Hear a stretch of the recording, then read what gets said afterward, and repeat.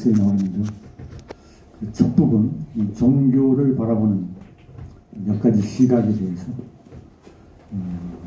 순서대로 살펴보는 작업이 되겠는데요.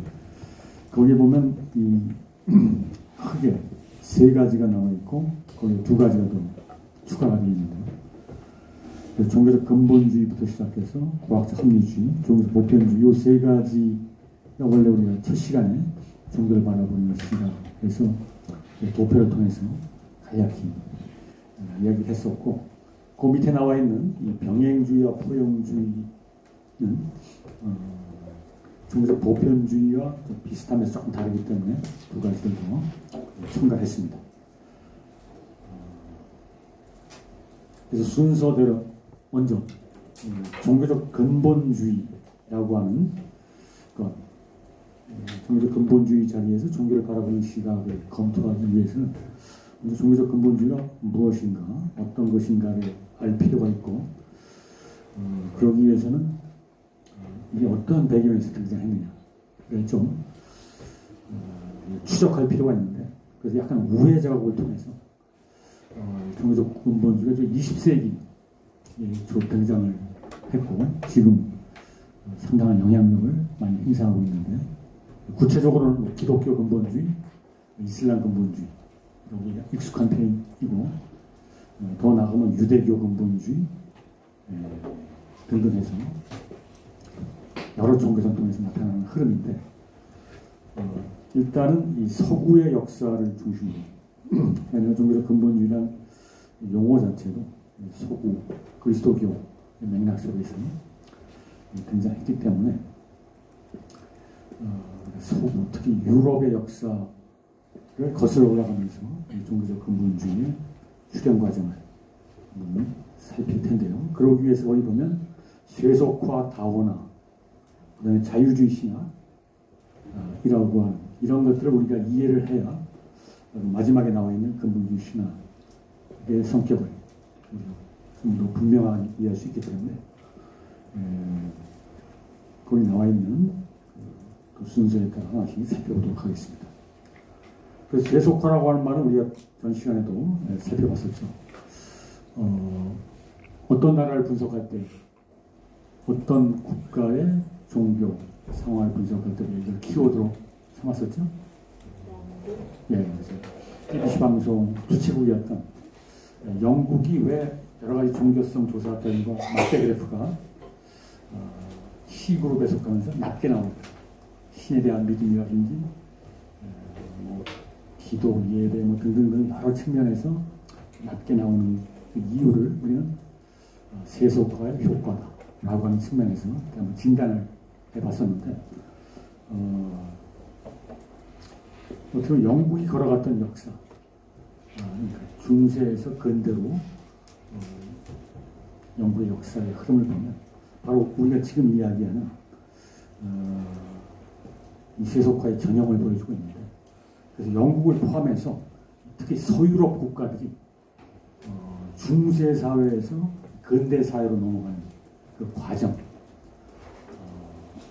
그때 일어나는 거시적인 사회 변동을 우리가 세속화라고 하는 용어로 사용하고 있고, 이 용어는 그 오른쪽에 영어책이 하나 나왔는데 세큘러라이제이션에 대한 일반 이론 이런 식으로 해서 이런 제목을 달고 있는 책이 굉장히 많이 나오고 있고, 1960년대 70년대 이른바 종교사회학의 가장 핫 이슈가 됐던 학문적으로 가장 많은 논의와 토론이 이루어졌던 주제가 바로 세속화라고 하는 거죠. 그래서 이런 책까지 많이 나와 있는데, 그러면 세속화라고 하는 게 과연 뭔가, 일단 정의부터 해놨는데, 과거 전 시간에도 부분적으로 얘기했었습니다만 다시 한번 정리한다는 차원에서 보면 한 사회는 여러 영역으로 사실은 이루어져 있죠. 우리가 지금도 신문을 딱 펼쳐보면 신문이 섹션별로 되어 있지 않습니까? 우리 통상적인 신문의 섹션은 크게 4면으로 구성되어 있죠. 어떻게 되어 있죠? 정치면, 경제, 사회, 문화. 이게 우리가 통상적으로 한 사회를 봐요. 그때 물론 정치, 경제, 사회 할 때 그 사회는 좁은 의미의 사회다 이렇게 말할 수 있고, 우리가 넓은 의미의 사회를 이야기할 때는 정치, 경제, 문화 또는 좁은 의미의 사회까지 포함한 그런 어떤 분류 체계를 우리가 암묵적으로 사람들이 공유하고 있기 때문에 신문 지면을 그런 네 섹션으로 구성하는 걸 우리가 볼 수가 있습니다. 근데 여기서 말하는 이 세속화라고 하는 것은 넓은 의미의 사회, 그게 바로 정치, 경제, 뭐 예술, 과학, 법, 또 여기 빠진 게 또 뭐가 있겠어요? 뭐 교육이라든지 뭐 등등등 여러 영역이 있지 않겠습니까? 그러한 어떤 전체 영역이 중세 때는, 근대 이전, 중세 유럽에서는 종교, 구체적으로 얘기하면 그때 종교는 가톨릭 교회가 되죠. 로마 가톨릭 교회가 정치 우회, 또는 시장 위에, 학문 위에, 법 위에 군림하는 그런 식이었던 사회 였다가 이것이 이제 근대로 넘어가면서 바로 로마 가톨릭 교회에 의해서 컨트롤됐다 또는 통제됐다, 이런 사회 각 영역이, 정치부터 시작해서 법에 이른 여러 영역이 이제는 독자적인 목소리를 내면서 한마디로 분가해서 딴 살림을 차리는 이런 식이었던 자율성을 확보해서 더 이상 교회의 눈치를 보지 않고 자기의 어떤 영역을 확장시켜 나가는 이런 거시적인 사회 변동의 과정을 학자들은 세속화다 이렇게 이제 정리한 것이죠. 한마디로 이야기하면 뭡니까? 종교의 영향력이 약화되어 일어났던 것이다. 그리고 사회는 각 영역이 어떤 기능적인 분화 과정이 좀 확실하게 이루어졌다. 정치는 정치, 시장은 시장, 예술은 예술, 독자적인 영역들이 자기 어떤 영역을 확실하게 정립해 나가는 이런 또 분화의 어떤 과정을 꼭 얘기할 수 있겠군요. 또 우리가 아주 이 사회학이나 정치학이나 뭐 이런 데서 보통 이야기하는 바로 우리가 근대사회라고 하는 것은 근대화, 모더나이제이션이라고 하는 것, 또는 막스 베버의 용어로 이야기하면 합리화라고 하는 이런 이야기는 우리가 익숙하게 들어서 알고 있는 거죠. 바로 이 세속화라고 하는 것은 근대화 과정, 합리화 과정 이런 거하고 맞물려 있는, 특히 종교학의 자리에서 바라볼 때 그러한 과정을 우리는 종교에 초점을 놓고 보면 사회가 종교의 영향력이 지대하다가 종교의 영향력이 약화내 나가는 이런 과정을 우리가 세큘러라이제이션이다 이렇게 얘기해 볼 수 있겠습니다. 그래서 어떻게 보면 상당히 상식적인 얘기라고 말할 수 있겠어요. 그러면 이 세속화의 성격을 알기 위해서는 세속화 이전 사회를 조금 더 우리가 구체적으로 살필 필요가 있는데, 그러니까 근대 사회 이전 중세 유럽 사회를 지칭하는 용어로 그걸 보면 크리스찬덤이라고 하는 이런 용어가 나와 있습니다. 이거를 풀었으면 크리스찬 킹덤 뭐 이런 식으로 보통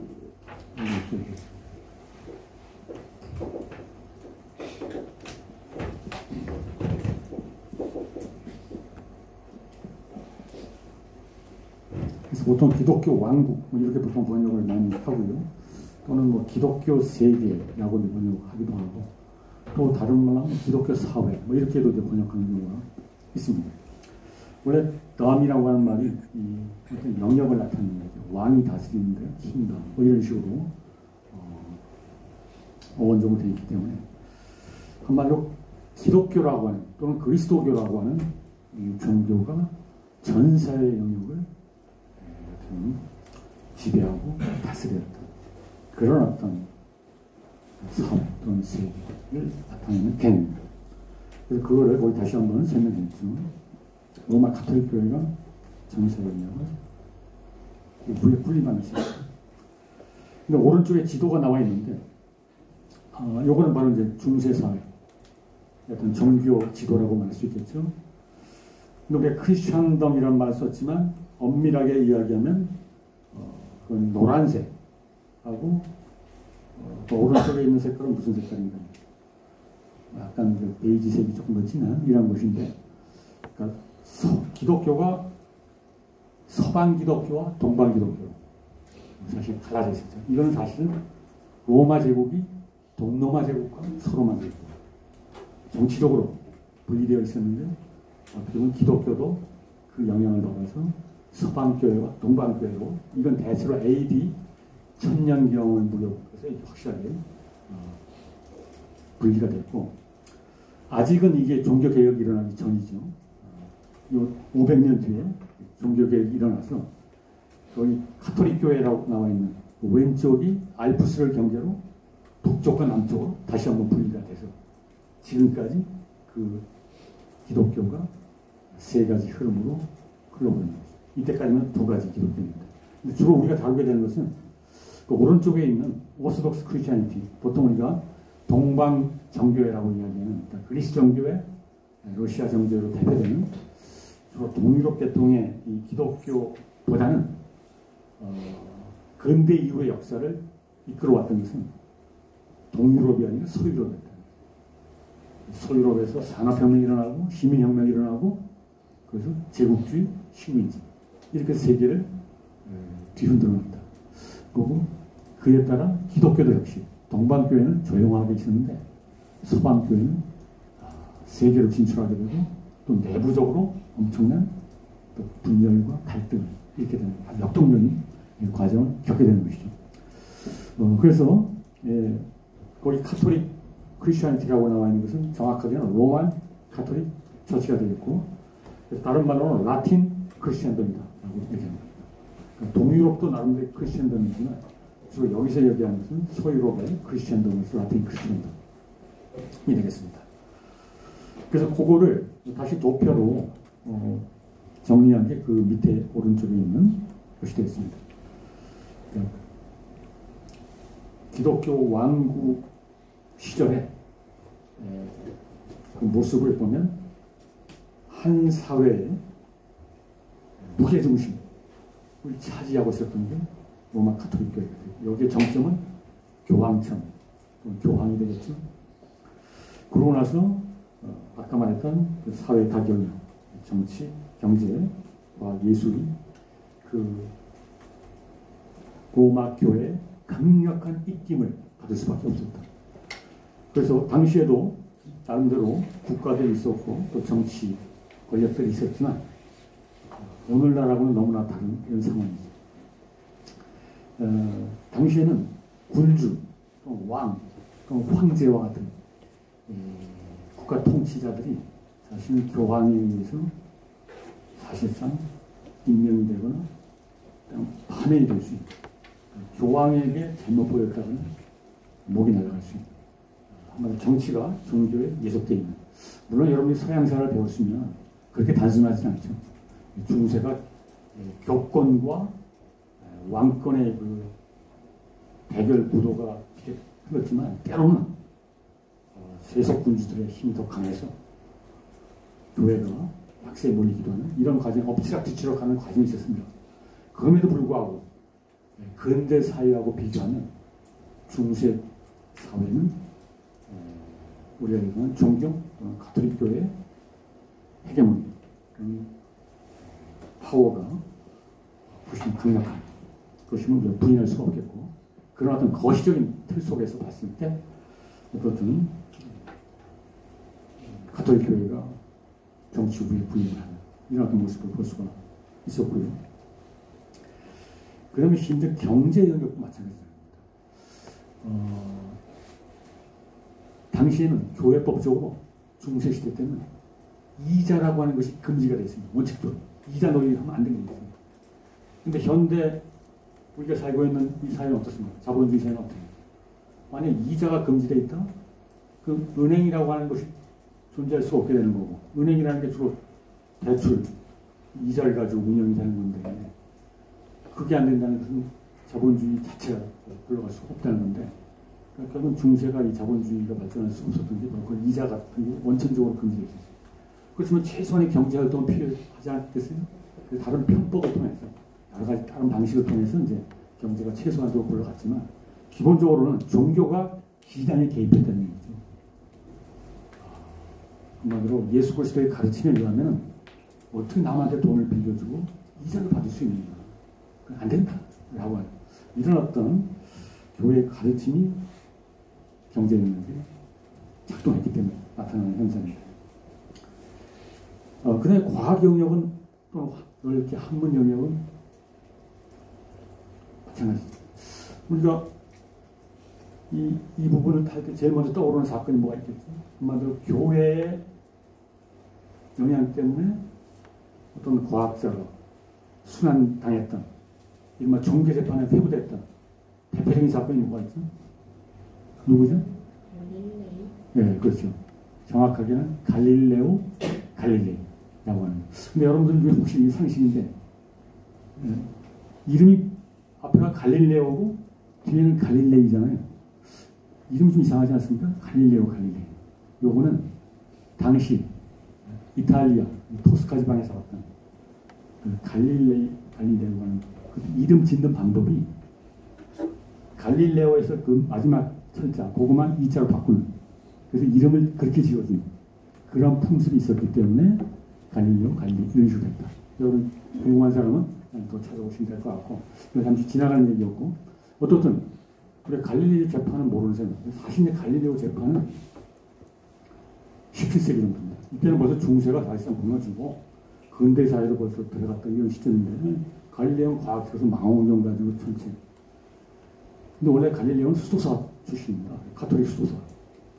독실한, 경건한 신앙을 갖고 자기가 천체를 관측하고 이렇게 됩니다. 사실 중세 시대의 어떤 과학자들은 하나님이 창조해 놓은 이 세상, 이 자연, 세계의 오묘한 이치를 밝히는 것. 한번 하나님의 영광을 위해서 과학 활동을 하는 거예요. 자연을 잘 관찰해서 그걸 밝혀내는 거예요. 그러면서 하나님의 그 놀라운 승리를 밝히겠다는 이러한 동기에서 시작한 거거든요. 근데 결과는 어떻게 됩니까? 가만히 보니까 여러분이 아시는 대로 갈릴레오는 왜 종교재판에 표고된 거예요? 왜? 지구가 돈다. 지구 태양주의. 네, 뭐 너무나 여러분이 잘 알고 있는 천동설과 지동설의 문제였죠. 그러니까 중세 가톨릭 교회는 천동설을 교회법적 차원에서의 교리로 받아들이고 있었어요. 근데 갈릴레오가 아주 망원경 가지고 관측도 해보고 여러분이 잘 아시다시피 폴란드 출신의 코페르니쿠스가 이미 거의 100여 년 전에 지구가 사실은 태양주위를 돈다라고 하는 이거를 얘기했고, 이 사람은 그걸 발표하지 못했죠. 자기가 살아있을 때는 죽을 때 이제 발표하고 죽어버렸는데, 마지막에 근데 갈릴레오가 100년 정도 뒤에 태어나서 뜻보니 코페르니쿠스랑 맞는 것 같아요.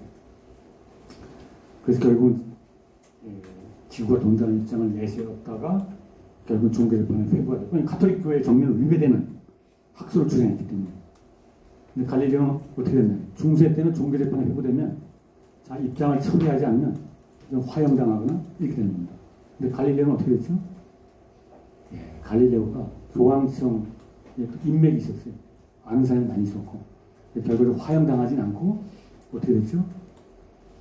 입장을 처리하는 조건으로 가택형, 평생 가택형이 됐습니다. 그래서 재판 이후에 목숨은 살았지만 자기 집안에서 망원경 가지고 조금 더 연구하고, 그때 이제 많은 또 어떤 지식인들이 그 집을 방문해서 대화를 좀 하죠. 이 정도로 조용하게 정리가 된. 또 어떻든 이 천문학적인 과학의 한 것은 천문학, 중세 때는 가톨릭 교회 연행에 의해서 오늘날 우리의 상식으로 되어 있는 과학 상식은 지동설이 억압되고 천동설이 존재하고 있었다.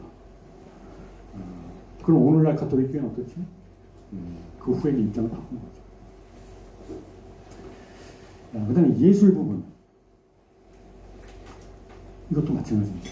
여러분들이 유럽에 관광여행 떠나면, 지금도 가면 스페인이라든지 프랑스라든지 관광하면 제일 많이 볼 수 있는 게 뭡니까? 성당을 제일 많이 보세요. 성당. 그 성당에 보면 또 뭐가 많이 있나요?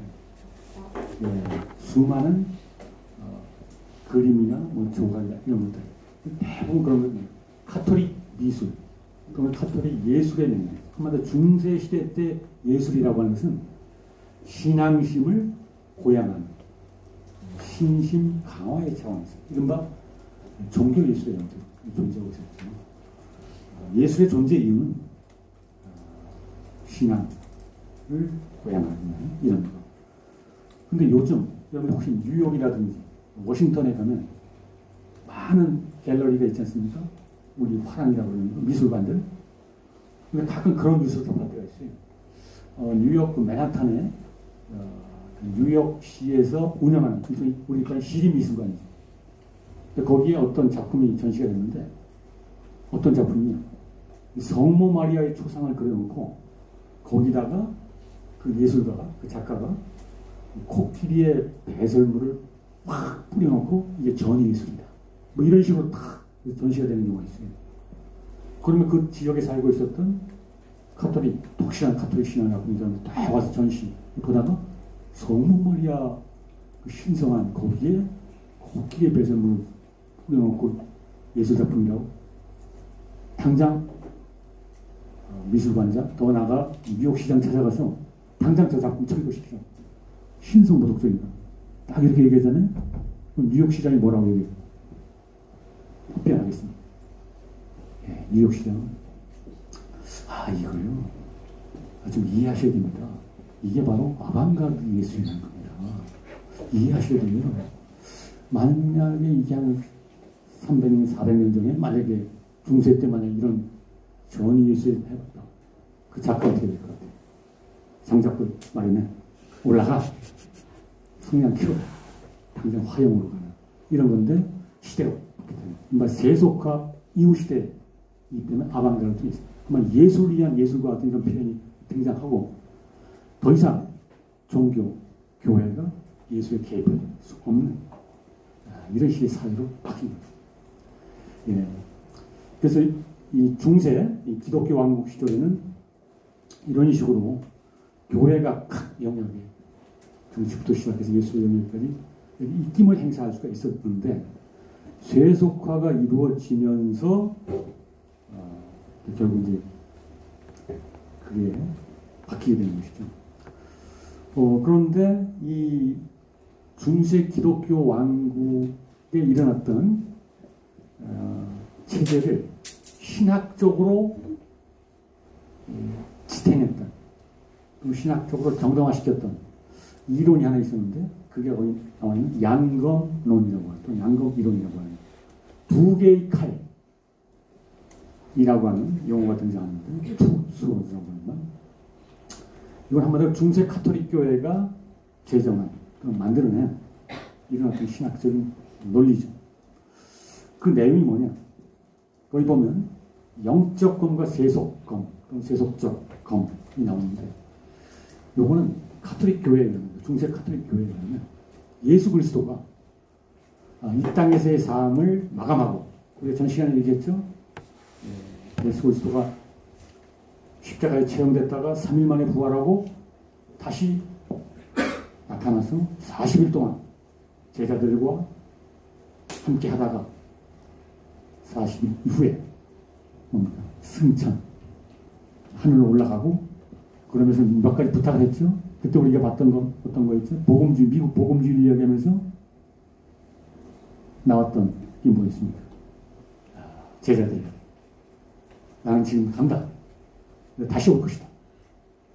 내가 올 때까지 너희는 땅 끝까지 가서 굿뉴스, 가스펠, 복음을 전파하고 아버지와 아들과 성령의 이름으로 세례를 주고 나의 가르침을 전하. 이런 식으로 하면서 예수 올라갔다고 얘기했었잖아요. 기억나시죠? 예. 근데 그 얘기만 한 게 아니에요. 이때 예수가 올라가기 전에 예수의 12제자 중에 수제자가 누굽니까? 여러분 잘 알고 있는 베드로. 우리가 가톨릭 교회에서 교황, 첫 번째 교황이라고 안주하는 그 베드로에게 2개의 칼을 주면서 부탁을 했답니다. 내가 다시 올 때까지, 그때는 세상이 끝날 텐데 내가 다시 올 때까지 너는 이 두 개의 칼을 가지고 세상을 다스려요. 그런데 하나는 눈에 보이지 않는 영적 검이라고 하는 것이고, 또 하나는 세속적 검. 그 영적 검이라는 건 구체적으로 뭘 가리키겠습니까? 이거는 사람들을 교회를 중심으로 그들의 영적 방면을 지도하고 인도하는 것. 어떻게 있어요? 구체적으로는 기도와 예배 생활을 통해서 그들이 어려울 때 카운셀링, 영적 카운셀링을 하면서 그들이 타락하지 않도록, 신앙에 대해서 벗어나지 않도록 잘 지도하고 인도하는, 그때 사용하는 칼, 상징적인 표현이죠. 영적 검을 가지고 잘 다스려. 딱 베드로가 보니까 그거는 자기가 잘 할 수 있을 것 같아요. 자기가 다 신앙생활을 지도하면서 할 것 같은데, 세속검, 이거 뭡니까? 이거 세속 통치와 관련된 겁니다. 국가 통치와 관련된 거예요. 그럼 어떻게 되면 국가 통치라는 게 뭐예요? 누가 범죄를 저지르자면 잡아서 처벌하고 심지어 처형이 되잖아요. 중세 카톨릭 교회는 사형제를 전적으로 지지했습니다. 요즘 한국의 천주교는 사형제를 지지합니까? 어떻습니까? 네, 우리나라는 지금 사형제가 존속하고 있나요? 아니면 폐지됐나요? 존속하고. 네, 완벽하게 법적으로 폐지되지 않습니다. 아직 남아있는데 처형을 안 하는 거죠. 그러니까 시간을 버는, 왜냐면 사형제 유지하라고 하는 목소리가 아직도 강력하기 때문에 눈치를 보고 있는 이런 과정입니다. 시간을 끌면서 점점점 나중에는 아마 그쪽으로 갈 가능성이 높은데, 근데 어떻든 중세 카톨릭, 근데 천주교는 지금, 한국 천주교는 사형제 폐지 캠페인에 가장 앞장서서 주장합니다. 인간의 정성을 내세우면서 이렇게 나오는데, 중세 카톨릭 교회는 범죄자들을 아주 강력범들 이런 것들은 그냥 암세포와 같은 거기 때문에 이건 제거시켜야 된다. 그래서 사형시켜야 된다. 이런 식의 입장을 갖고 있었어요. 화형까지 시켰으니까. 그러면 이 베드로 입장에서 봤을 때, 이 범죄자들, 그러면 내가 이 칼 가지고 다스리면 어떻게 합니까? 피를 흘려야 되는데, 내 손에 피가 묻어야 되는데, 이거는 하기 싫은 거. 그래서 자기가 직접 세속검을 휘두르는 대신에 다른 사람을 호출해서 대신 부탁합니다. 그게 누구냐? 베드로 같은 예수의 제자들은 이게 결국 교회를 운영할 때 성직자들이잖아요. 성직자가 아닌 사람들이 누구예요? 평신도들이죠. 그러니까 중세 유럽 사회는, 중세 기독교 왕국에는 다 크리스천이었어요. 다만 평신도냐 성직자냐 이렇게 됩니다. 성직자는 교회를 통해서 영적 검을 사용하는 거고, 평신도 중에 대표자, 그게 누구예요? 왕, 군주, 황제가 됩니다. 평신도 한 명을 왕으로, 그래서 네가 이 칼 가지고 대신 다스려. 그래서 딱 왕에게 맡겼어요, 세속검을. 그런데 이들이 칼 가지고 다스리다가 어느 순간에는 교회당을 쳐들어와서, 성당으로 들어와서 신부 나가서 죽여, 심지어 교황의 목에 칼을 겨누고 위협하거나 압력을 가는 이런 사태가 실제 발생했고 발생할 수 있죠. 그럴 경우 어떻게 합니까? 그럴 경우에는 그 칼을 회수하는 거예요. 너희가 이 칼을 오용하고 남용하고 있는 거야. 안 되겠다. 너를 파면하고. 왜냐, 이 칼을 주는 게 누군데? 내가 너한테 위임한 건데. 베드로는 그리스도의 대리자로서, 또 교황으로서, 군주, 평신도인 군주에게 잘 다스리라고 줬더니 남용하고 있네. 다시 회수해서 다른 왕에게 이렇게 하는. 그 얘기는 뭐죠? 거기 나와 있는 대로 교회가 국가 위에 있고, 그다음에 교황은 군주 위에 군림한다 라고 하는. 그러면 교회와 국가가 동등한 차원에 있는 게 아니고, 교황과 군주가 동등한 차원에 분명한 위계관계가 있다라고 하는 사실을 이런 어떤 양금 이론을 통해서 이야기하는 것이죠. 이것도 다른 각도에서 이야기하는 신학과 철학의 관계. 신학이 철학보다 더 위에 있다라고 합니다. 신학이라고 하는 것은 카톨릭 신학을 말하는데 계시에 근거한 것이고, 철학은 이성에 근거한 것이다. 이 계시라고 하는 게 뭐죠? 그 뒤에 있는 학생. 네. 계시란 말 들어봤죠? 뭡니까? 한마디로 얘기한다면? 성경. 성경? 뭐 성경이 연결이 되죠. 그러니까 성경은 정확하게 얘기하면 계시의 산물이다. 하나님의 계시가 문자로 기록된 게 바이블이다. 라고 보는 게 기독교의 기본적인 입장이죠. 근데 신학이라고 하는 것은 바로 그 계시인 바이블을 좀 더 체계적으로 정리한 이게 신학이 되겠죠. 근데 철학이라고 하는 것은 뭐 여러분 너무나 아시는 대로 어떤 인간의 어떤 이성의 근거에서 세워진 이런 학문. 소크라테스, 플라톤, 아리스토텔레스로 우리가 대변되는 신학 철학이 떠오르겠죠. 근데 결국 가톨릭 교회는 철학을 무시하거나 철폐시킨 게 아니라 철학이 필요해요. 나름대로 소중한 가치가 있다. 받아들였어요. 근데 어디까지는 뭡니까? 신학의 도구로서 신학을 체계화시킨 하나의 방편, 수단, 무슨 유용한 도구입니다. 철학. 또 실제로 우리가 냉철하게 봐도 기독교 신학이 중세를 거치면서 이렇게 체계화되는 데는 신학 철학이 상당한 도움을 줍니다. 이걸 부인할 수가 없어요. 근데 가끔 이 신학과 철학이 충돌하는 경우가 있습니다. 그럴 때 교통정리를 하는 거죠. 어디까지나 그 오른쪽에 나와 있는 대로 신학은 모든 학문, 만학의 여왕이다라고 하는 우리의 익숙한 표현이 바로 이런 맥락에서 등장하는 것이고, 그 거꾸로 뒤집어 얘기하면 철학은 신학의 신여라고 하는 또 익숙한 표현이 바로 이런 양검이론이라고 하는 맥락 속에 자리 잡고 있다. 그것으로서 중세 1000년 동안 강력한 힘을 발휘한 하나의 담론이었다. 이렇게 얘기할 수 있겠고요. 이거를 최종적으로 정리한 게 그 밑에 해와 달의 메타포를 사용해서 얘기합니다. 이게 실제로 중세 카톨릭 교회가 사용한 용어입니다. 교황과 군주와의 관계는 해와 달의 관계다. 그 해와 달의 차이는 뭐죠? 뭐 여러분들이 지구과학을 배우지 않았더라도 우리가 통상적으로 해와 달은 뭐예요? 해는 한마디로 햇빛, 스스로 생산하는 어떤 열을 생산하기도 하고, 그래서 스스로 빛을 발사하는 이런 어떤 힘을 갖고 있는데, 달은 자기 스스로, 우리가 달빛이라고 얘기하는데 자기 스스로 생산하는 것인가요? 달빛이? 네, 그게 아니죠. 햇빛을 반사하는 능력밖에 없어요. 네. 그래서 결과적으로 거기 나와 있는 대로 해가 달보다 우월하다라고 합니다.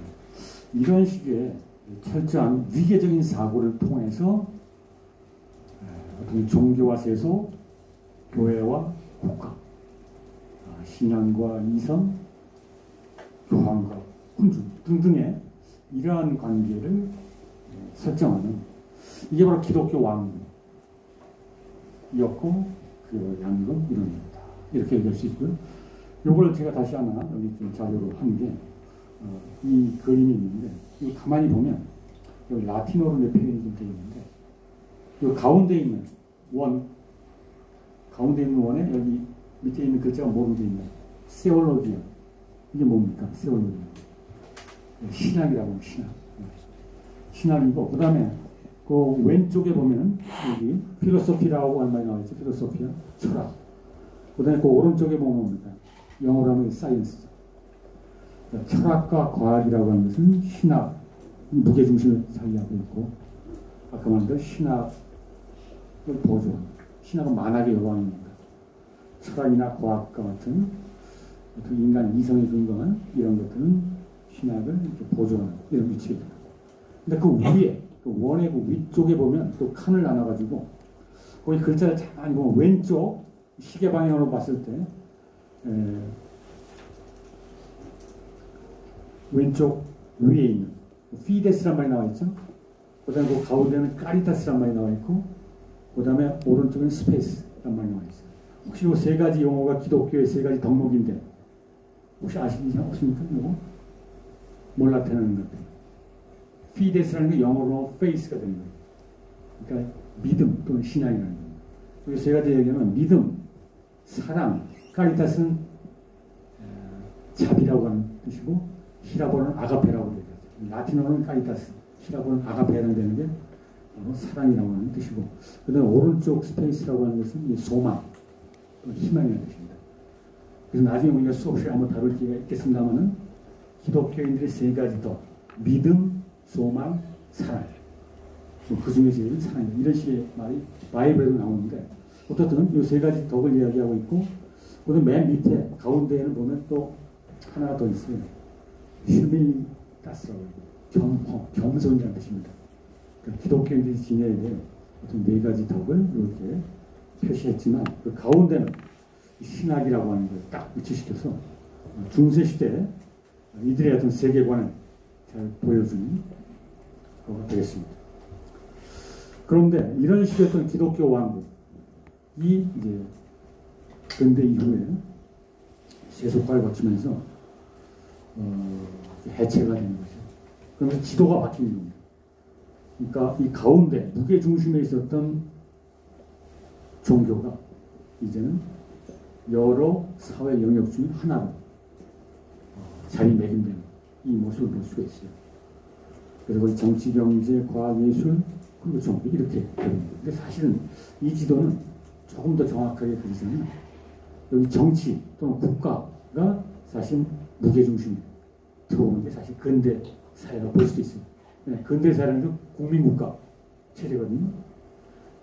그 국가 권력이 사실 어떻게 보면 뭐 민주국가냐 독재국가냐 다 좀 다르겠습니다만 국가 권력이 최고 권력, 그냥 공권력을 갖고 있기 때문에 국가만이 합법적으로 사람을 죽일 수 있는 최고의 권력을 갖고 있는 거 아닙니까? 그렇기 때문에 국가가 이 가운데 들어올 수도 있겠습니다만 또 이렇게 볼 수도 있겠다. 어쨌든 중요한 것은 종교의 영역이 무게중심에서 밀려서 하나의 변방으로 위치하게 되는 이런 게 바로 세속화의 효과다. 얘기할 수 있고 바로 그런 세속화의 과정을 거기서 두 가지 용어를 통해서 다시 한번 부연 설명을 해보면 이 정교 분리라고 하는 용어하고 이 사사화라고 하는 용어를 통해서 세속화의 과정을 이해할 수 있겠다. 정교 분리라고 하는 것은 우리말로는 정치와 종교가 분리된다. 이렇게 보통 이야기하고 있고 우리나라 헌법도 지금 현재 대한민국은 좀 서구의 영향을 받아서 근대 국가로 자리 잡고 있고 그래서 이 헌법도 그 영향 속에서 이제 헌법을 갖고 있는데 우리나라 헌법 제20조 조항에 보면 정치와 종교는 분리된다라고 하는 이런 말이 표현이 나와 있습니다. 보다 정확하게는 국교는 인정되지 않으면 국가 종교는 인정되지 않으면 종교와 정치는 분리된다라고 하는 게 우리나라 현행헌법 제20조 2항에 들어가 있습니다. 이건 바로 세속국가라고 이야기할 수 있는 근대 국가의 일반적인 것인데 말 그대로 종교와 정치가 분리된다? 라고 하는 것이죠. 근데 기독교 왕국, 중세 때는 어땠냐? 엄밀한 것은 분리가 안 됐어요. 그냥 교회가 국가의 영향력을, 입김을 행사했기 때문에 그런 시대가 끝났다는 얘기죠. 그거를 거의 공사 이분법에 따른 정치와 종교의 분리다. 이렇게 표현했습니다. 한마디로 근대 사회에는 이 공과 사의 엄격한 구별, 그러니까 공사 이분법이 강력한 작동 원리로 등장하게 되는데 그때 어떤 것이 공적 영역에 해당되고 어떤 것이 사적 영역에 해당되는가 라고 하는 것을 이 부분과 관련시켜 얘기하면 국가는 공적 영역을 담당하는 권력이고 종교는 어디까지는 사적 영역에 해당되는 이런 식으로 분화가 그런 자리매김이 되는 이게 정교분이다. 근데 정치와 종교가 딱 분리된다고 했으면 뭔가 대등하다는 느낌을 줄 수 있지만 사실은 이 서유럽 사회의 이 세속화 과정을 보면 이건 엄밀하게 보면 국가 쪽에서 또는 정치 쪽에서 종교를 퇴출시키기 위한, 그러니까 공적 영역에서 퇴출시키기 위한 하나의 담론적 전략, 맥락 속에서 등장하는 구호다, 이렇게 얘기할 수 있습니다. 한마디로 종교가 정치 영역에 개입하지 마라, 간섭하지 마라 라고 하는 겁니다. 한마디로 교회의 비정치화라고도 얘기할 수 있겠고요. 대신 국가가 종교에 개입하는 이 부분은 어떻습니까? 그 부분은 침묵하는 겁니다. 그래서 암묵적으로 개입할 수가 있는 거예요. 그건 구체적인 컨텍스트에 따라 달라지는 거고. 그래서 어떻든 그 근대 사회가 추진하면서 종교 분리의 의미는 국가에 의한 종교 간섭을 배제한 차원보다는 종교에 의한 정치 개입을 봉쇄하기 위한, 거기에 액센트가 들어가요. 그런 의미의 종교분리다, 이렇게 이야기할 수 있겠습니다. 그 얘기가 바로 국가의회 사회 편성이라고 하는 게 바로 종교분리의 맥락이고요.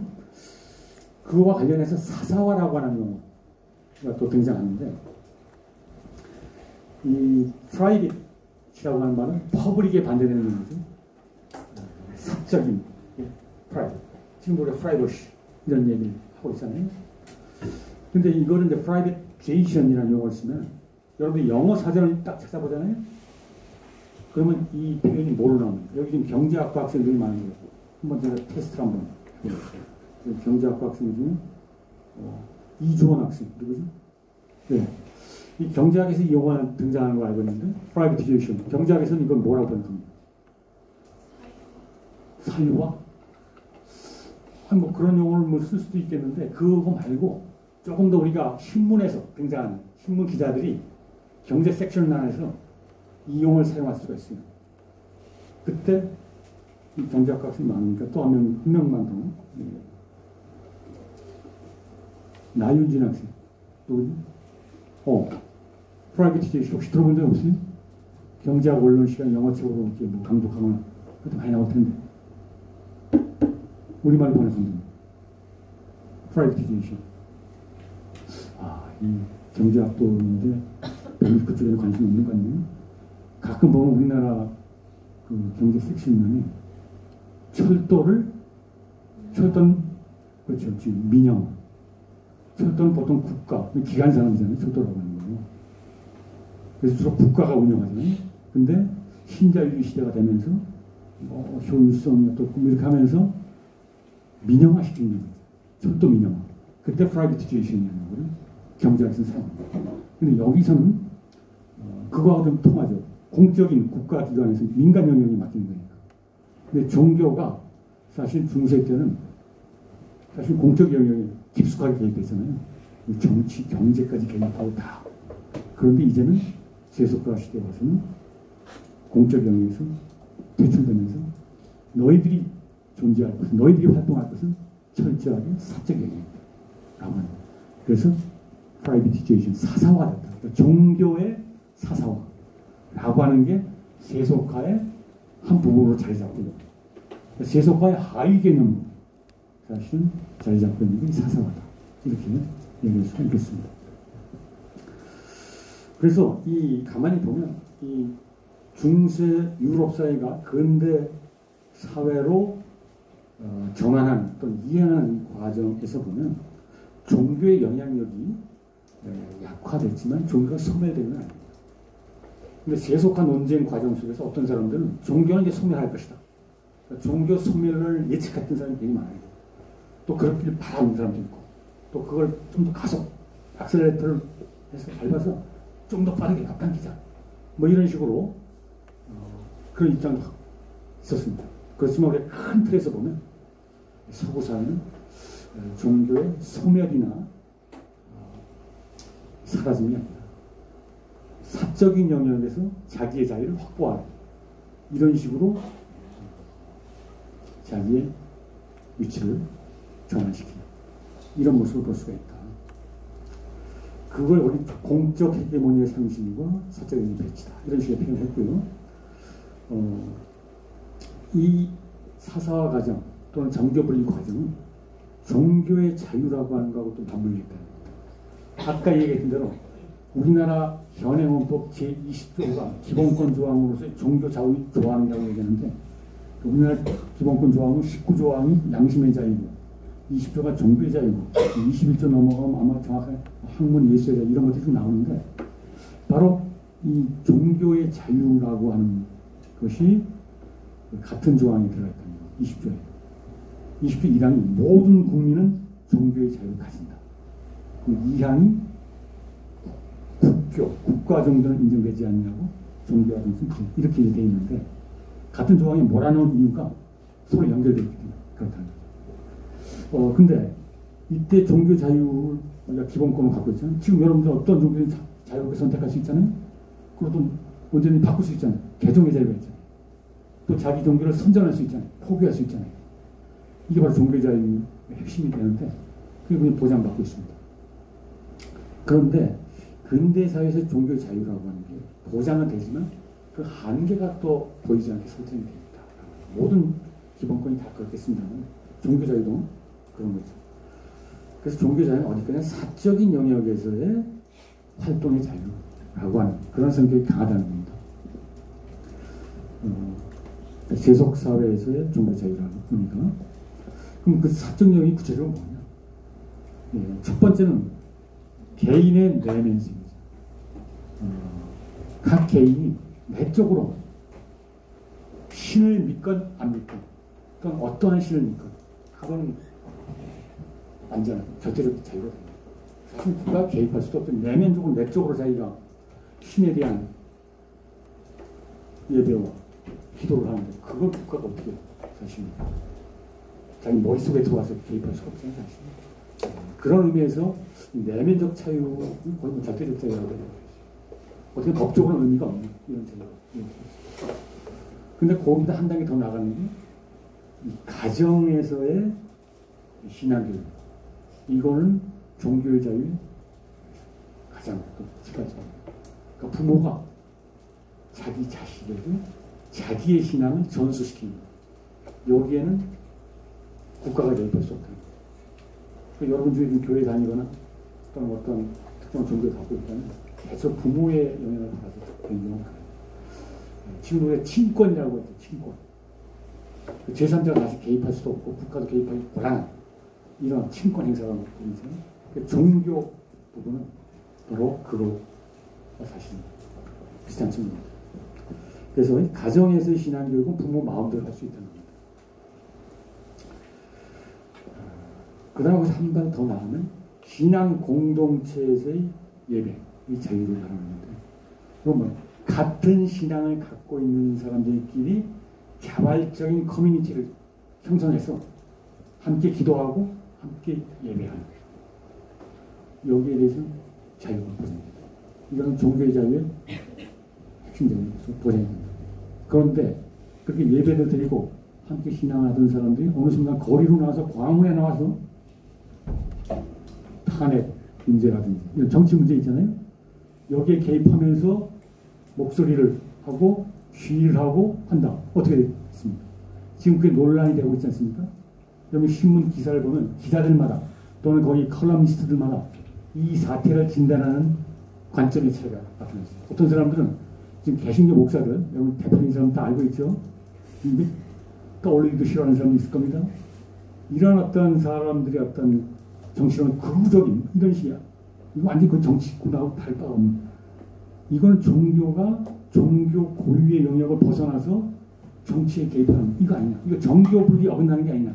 왜냐하면 오늘날의 정교 분리는 아까 말한 대로 정치에 종교가 있고 종교의 정치에 두 가지가 다 논의가 되는데 이 목사들이 신자들을 교회에서 예배를 인도해야 될 텐데 그걸 벗어나서 정치에 들어와서 이런 식으로 정교 분리 이런 식으로 보는 사람이 있는 반면 또 어떤 사람들은 그거는 마음에 안 들지만 그 인물이라든지 그런 쪽 극우파들은 마음에 안 들지만 종교가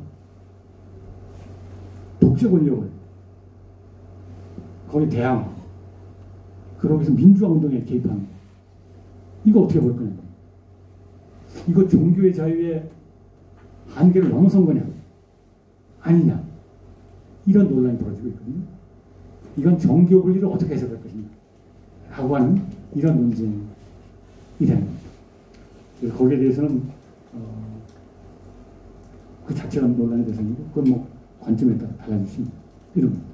그래서 그건 우리가 앞으로 탐구의 대상이 되는 거고 여기서는 어떻든 우리가 근대 서구 사회가 기독교 왕국이 해체되면서 근대 국가로 근대 사회로 진입하는 과정 속에서 정교 분리와 사사화 과정이 되면서 종교의 자유도 보장이 되는데 그때 종교의 자유라고 하는데 암묵적으로는 내면의 자유, 가족에서의 신앙의 자유 또는 예배 공동체 안에서의 기도와 예배와 또 순수한 의미의 포교 활동 정도 이 정도까지만의 종교의 자유를 인정하고 그걸 벗어나서 정치에 개입하고 권력에 도전 이거는 아니다 라고 보는 이런 틀이 마련이 돼 있었다. 그렇지만 이것이 이제 시간이 흘러가면서 이걸 놓고 논쟁이 벌어지고 세력마다 재해석하고 이런 것들이 벌어지고 있고 그것을 탐구해야 됩니다. 이렇게 정리할 수가 있겠습니다. 예, 지금까지는 이 세속화라는 용어를 중심으로 해서 우리가 살펴봤는데 우리가 중세 사회가 근대로 넘어가는 과정은 또 다른 용어를 통해서 우리가 한번 살펴볼 필요가 있는데요. 그게 바로 이 다원화라고 하는 겁니다. 이 다원화라고 하는 용어는 아까 영어로는 뭐라고 나와 있었죠?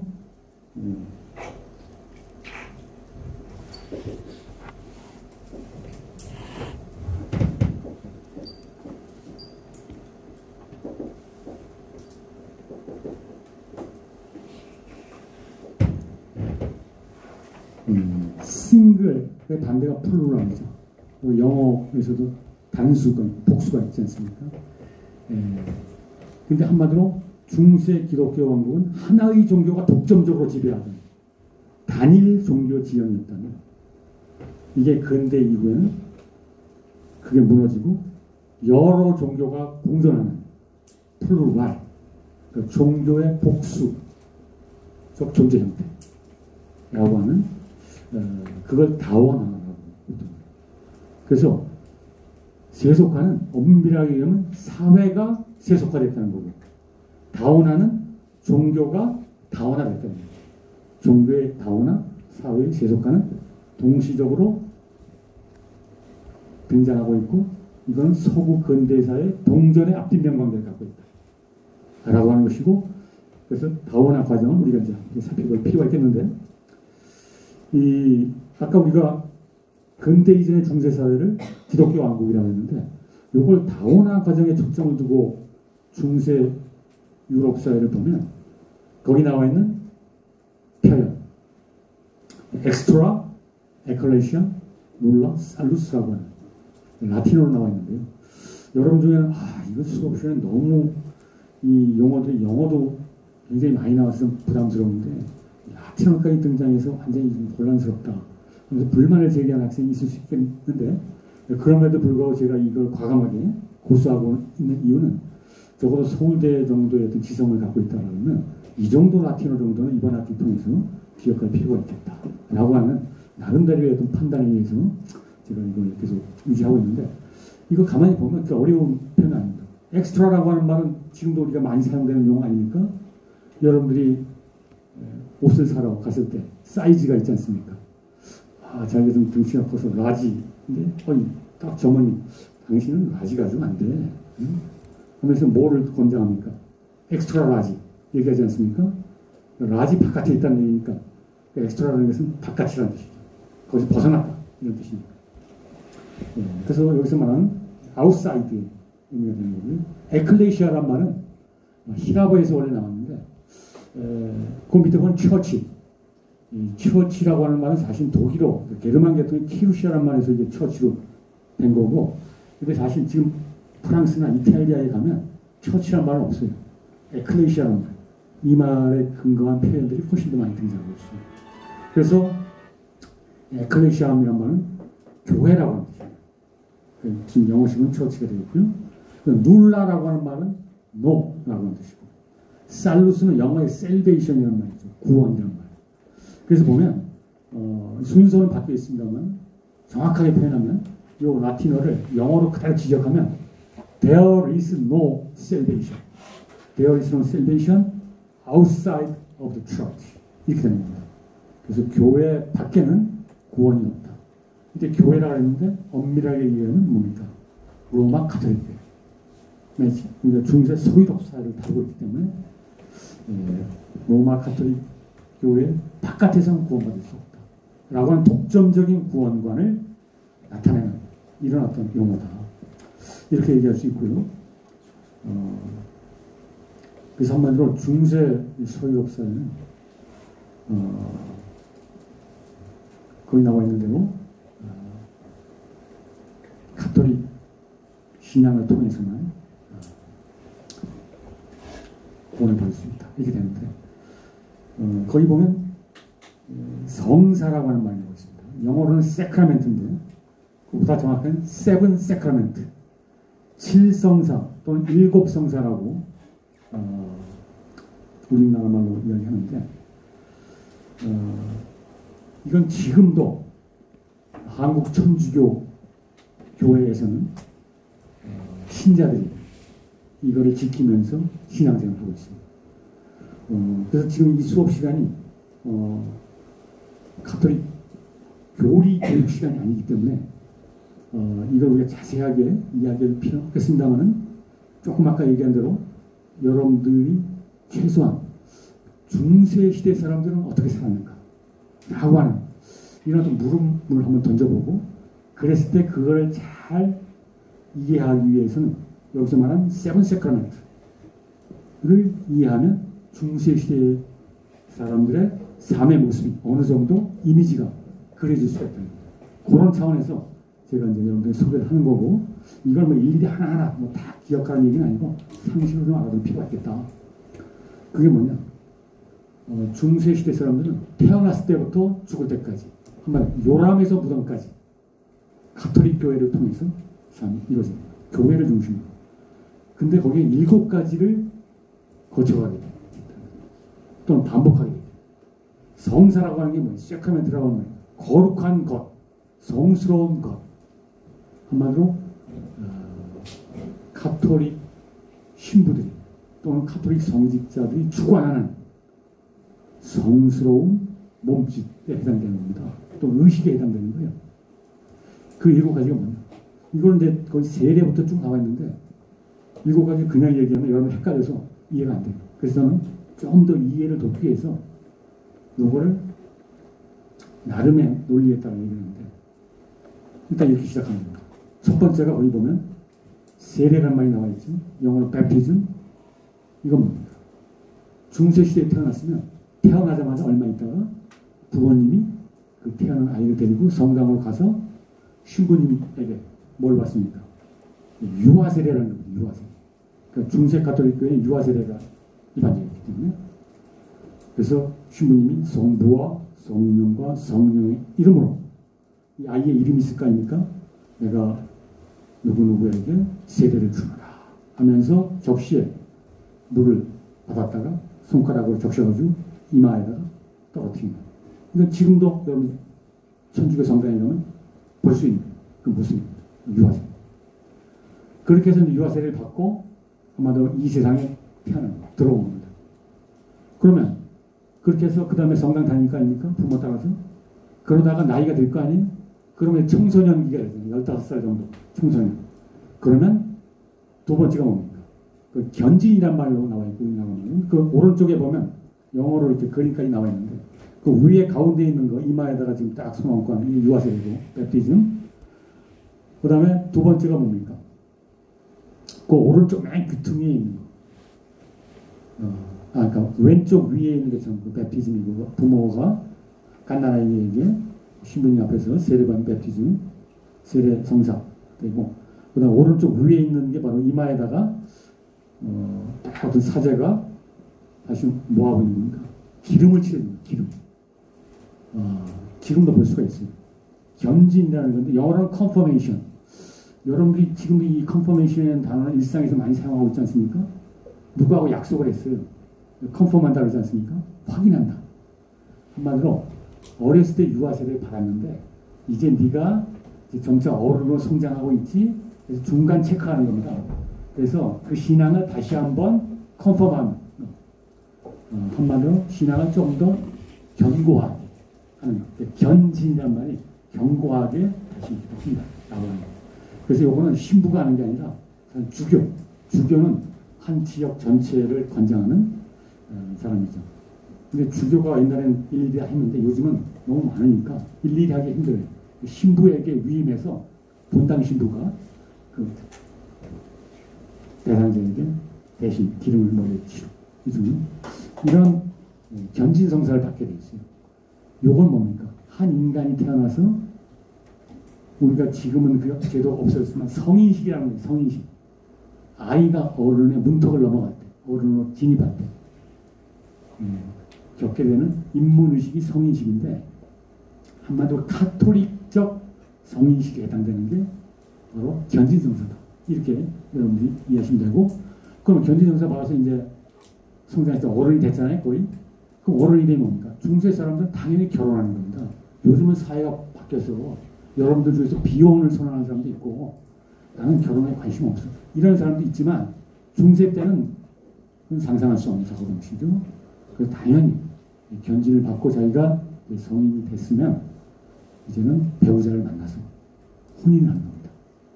그러면 이거 그냥 둘이 만나서 그냥 동거로 들어가는 게 아니라 성당에 가서 신부님의 주재하에 혼인성사, 결혼성사, 이것도 세크라멘트입니다.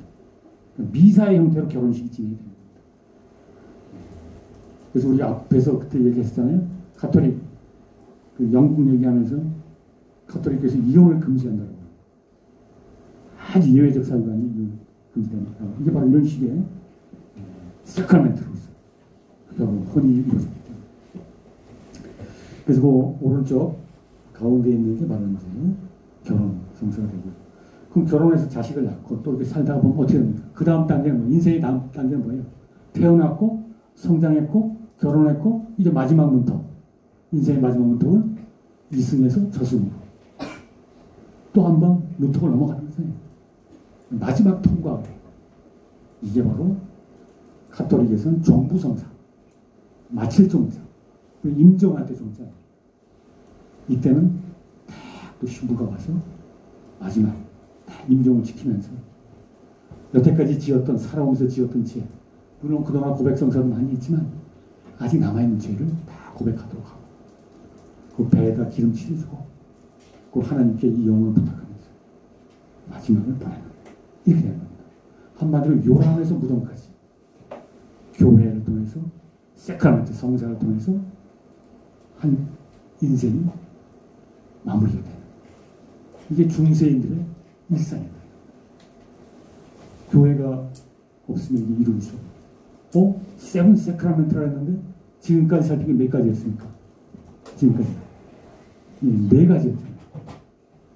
세례, 유아세례, 견인성사, 혼인성사, 종부성사. 근데 종부성사라는 거 제가 가로치고 병자성사라고 썼어요. 옛날에는 종부성사는 한 번만 받게 되면 죽는 게 한 번만 죽잖아요. 근데 가끔 어떤 일이 벌어지냐. 종부성사에서 이제 마지막 보냈는데 이 사람 죽지 않고 살아난 거예요. 이거 다옥성사 때가 되는 거거든요. 이거 한 번만 주게 됐는데, 그래서 이런 문제도 좀 어렵고 등등 해서 나중에 이거를 병자성사라는 용어로 바꿔서, 지금은 중병에 걸리면 큰 병에 걸리잖아요. 가톨릭 신자들 중에. 그러면 병원에서 치료를 받지만 마음의 안정이 필요하죠. 그래서 신부님을 불러, 집으로 또는 병원 불러서 신부님, 저에게 병자성사 부탁합니다. 이건 100% 죽을 가능성이 있는 건 아니지만 자기가 너무 힘들기 때문에, 그러면 딱 신부님이 가서 그 환자를 딱 보면 하나님께 기도하는 거죠. 하나님, 이 사람을 건강하게, 그렇다고 병을 낫게 해달라고 확신을 못합니다. 왜냐면 그러다가 또 이게 돌아갈 수 있거든요. 그래서 하나님의 큰 뜻 속에서 이렇게 다 애매모호하게 표현을 하면서 다 그래도 이제 마음의 위안을 주는 이런 방식으로 병자성사를, 이건 반복해서 할 수가 있어요. 주변에서 그런 모습을 가끔 볼 수가 있습니다. 예, 그래서 이 네 가지는 어떻게 보면 인생의 통과 의례를 가톨릭식으로 이렇게 사실은 수용하는 것이다. 이렇게 말할 수 있습니다. 우리로 따지면 관혼상제라는 게 있어요. 유교에서 관혼상제. 관례, 혼례, 상제라는 게 비슷한 이런 게 있습니다. 그런데 이거 말고 이 세 가지는 성격이 조금 달라요. 그 중에 고백성사, 조금 아까 얘기했던 또는 고해성사라고 얘기하는 거. 요거는 반복성을 앞에 나와 있던 것은 사실은 한 번만 하게 돼 있잖아요. 유아세례 한 번, 견진 한 번, 혼인 한 번, 아까 종부성사 이렇게. 근데 요 밑에 나와 있는 고백성사는 자기가 죄를 지었을 때마다 신부님을 찾아가서 필요할 때마다 죄를 고백하고 또 용서를 받고 또 반성을 하고 지금 또 고백성사 많이 볼 수 있잖아요. 근데 고백성사가 이런 오해하는 게 있는데 신부님 찾아가서 제가 이런 죄 지었습니다. 그럼 신부님 듣고 너 회개했지? 용서해. 지금 용서해. 그럼 다 돌아서면서 기쁜 마음으로 이제 나는 죄에서 해방됐으니까 그러면서 막 하잖아요. 근데 잠깐 딱 불러요. 네가 용서는 받았지만 벌은 받아야지. 죄와 벌은 구별되는 겁니다. 죄는 용서했지만 네가 지은 죄에 대한 벌을 받아야 돼. 앞으로 6개월 동안 양로원에 가서 봉사활동해. 그게 그동안 네가 지은 죄에 대한 하나님이 은총으로 죄를 용서했지만 벌은 받아요. 하나님은 정의 하나님이시고 사랑의 하나님이 동시에 정의 하나님이냐. 그렇기 때문에 죄를 졌으면 벌을 받아야지. 라고 하는 이런 식의 소리에서 그걸 보속이라고 하는 카톨릭 말입니다. 그래서 신자들은 그렇게 합니다. 그렇게 해야 뭔가 또 이 고백성사가 남용되지 않을 수 있는 이런 게 있는 것이죠. 그래서 어떤 고백성사는 이렇게 이제 반복성을 갖고 있고요. 그 다음에 성체성사. 혹시 이 용어 이게 가장 중요한 건데 카톨릭 세븐 세크라멘트 중에 하나만 뽑으라고. 그래서 가장 중요한 게 이게 뭐에 되어 있습니다. 이게 바로 개신교에서는 성만찬이라고 얘기하고 있고 또는 성찬례라고도 얘기하고 또 다른 건 치루의 만찬을 사실은 재행하는 거예요. 예수 그리스도가 십자가에 못 박히기 전날 밤, 체포되기 전날 밤 12제자를 모아놓고 마지막 만찬을 한 거죠. 그게 치루의 만찬이죠. 빵과 포도주를 나눠주면서 이것은 나의 몸이고 이것은 나의 피다. 죽을 걸 알고 상징적으로 그건 한 거죠.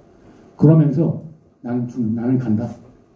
내가 올 때까지 너는 나를 기억하면서 이거를 행하라. 라고 부탁하는 거예요. 예수가 직접 부탁하는 거예요. 그렇기 때문에 기독교에서는, 가톨릭교에서는 미사의 형태로, 미사의 마지막 부분이가 신부가 제단에 올라가서 빵과 포도주를 축성을 한다 그러죠. 이것은 예수 그리스도의 피입니다. 이것은 예수 그리스도의 몸입니다. 이렇게 하면 그 순간 빵과 포도주가 실제로 예수 그리스도의 살과 피로 바뀐다. 그 본질이 바뀐다. 라고 가톨릭교회는 주장하고 있습니다. 그 기적적인 변화죠. 물론 현대 과학을 갖고 있는 사람들은 미신적인, 좀 주술적인 거 아니야? 이렇게 비판하는 경우가 있겠습니다만 가톨릭 신앙에서는 이거는 그렇게 바뀐다고 보고 있습니다. 이게 성체 성사라고 합니다.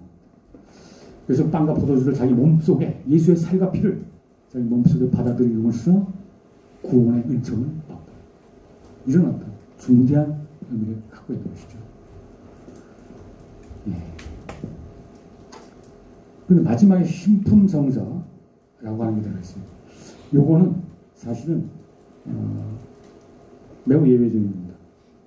요거는 성직자들만 받는 거예요. 일반 평신도들은 안 해요. 다른 말로 하면 일반 평신도들이 혼인성사를 한다면 사제의 길을 걷는 사람들, 수도자의 길을 걷는 사람들은 혼인성사 안 하잖아요. 그 사람들은 혼인을 안 하니까 그 대신에 받는 게 신품성사. 그러니까 성직 안수를 받는 거죠. 사제 서품 받는 거. 그 얘기는 뭐 예수하고 결혼한다. 예수님과 우리는 결혼하는 것이다. 평생 예수님과 함께 살면서 그런 상징을 해석해서 신품성사라고 하는 게 행해지고 있다. 그래서 그렇게 아까 말한 대로 인생의 통과 의례 단계로서 4단계를 이해하고 나머지는 이 두 가지가 갖고 있는 그런 반복성. 성체성사는 일주일마다 하는 거거든요. 그다음에 아까 신품성사가 갖고 있는 독특성. 이렇게 기억하시면 대략 알 수 있을 것 같고 바로 이 엑스트라 에클레시아 룰라 살루스라고 하는 이런 슬로건 안에서 이런 용어가 자리 잡고 있다. 그 오른쪽에 위에 그 그림이 나와 있는데 그 부분은 시간이 거의 다 된 것 같아서 다음 시간에 다시 비행 설명을 하도록 하겠습니다.